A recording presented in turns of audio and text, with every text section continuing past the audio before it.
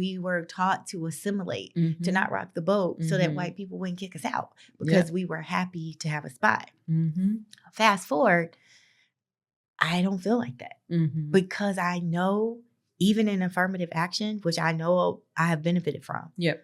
but not because I've been unqualified, Mm-hmm. but because I was given an opportunity. I always say I need an interview. Yeah. Like I can get past the interview. Mm-hmm. I don't think I can usually get to the interview without Mm-hmm. affirmative action. That's Yeah. why I always check that I'm Black and I'm a Yeah. female Yeah. in the questionnaire. But if I can get to the interview, I know I can close it Mm-hmm. because Mm-hmm. once you meet me and you understand what I'm capable of, what I've done and what my potential is, Yes. you want me on your team. Yes. I feel confident about Yes. that. Mm-hmm. Affirmative action gives me the spot to be able to help you see that. Yes. Right. Agreed. And so I am okay of not necessarily keeping my head down Mm-hmm. and having the conversations because I think, and this might be too big of a statement and, we can walk it back, but I feel like this is my civil rights. Yeah. Oh, it is. To break down the barriers and the Mm-hmm. glass ceilings in corporate America specifically.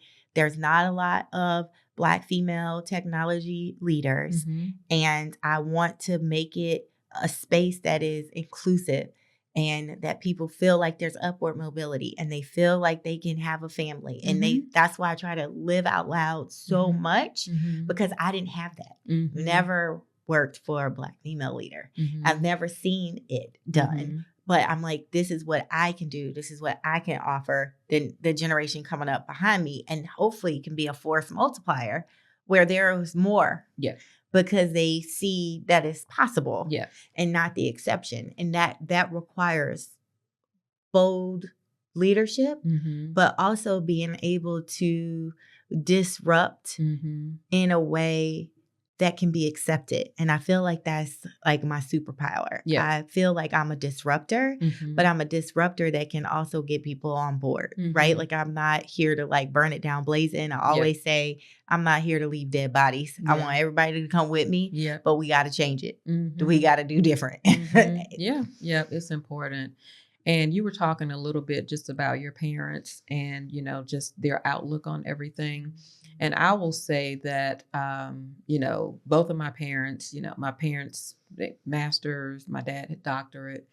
But I still feel like there was perfection that was woven into twice as good all the time. And that's another weight and burden that we carry because I'm amazed that my mind isn't broken down just because trying to be perfect all the time. And then and I think that's why it hits so hard when you're not perfect, right? Things fell apart. They didn't work out. But why? I did everything right. This opportunity didn't work out. And now, my dad had given a gift to me in March. It's like, oh, well, you guys can change it to make it what you want it because I think there's, an imperfection in what I gave you, that draft that I gave you for your housewarming gift. And I was like, we're not changing it. I think it's beautiful that it's imperfect. I feel like right now, I'm okay with being who I am, who God made me to be. I make mistakes. I fall. I fail. There are lessons in falling. There are lessons in failing.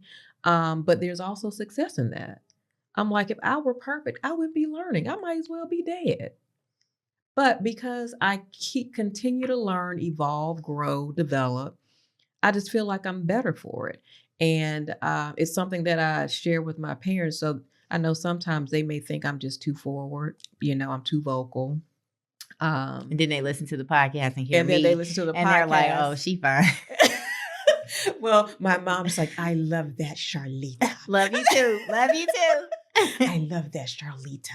So, so it's, all of that. But I'm just kind of like, you know what? And I don't want to apologize, anymore. And then we got to go back to slavery.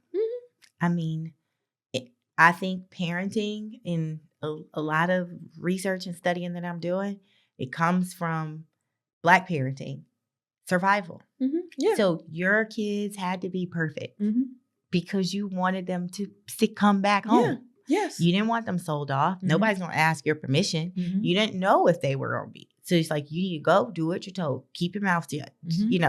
Be perfect. Follow the rules. And then if not, I'm going to beat you out of love. Yeah. because I don't want anybody else to lynch you. Yes. Right. Yes. And so I think that even though I think it's evolved like over time, it's still rooted in us that in order to be okay, in order to survive, in order to come back home, you got to be perfect. And it's not enough to just be perfect. Because I'm sure your parents told you, like my parents told me, you can't just do what white people do.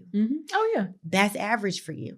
Yep. It's great for them. It's average for you, which is where twice as good comes from. Because even at your twice as good, then now you're just average to them. Yeah. You're just regular. Yes. And I do think sometimes women go through it where they have to prove. But again, the intersectionality with Black women is the double. Yeah, it is. It's the double. Agreed.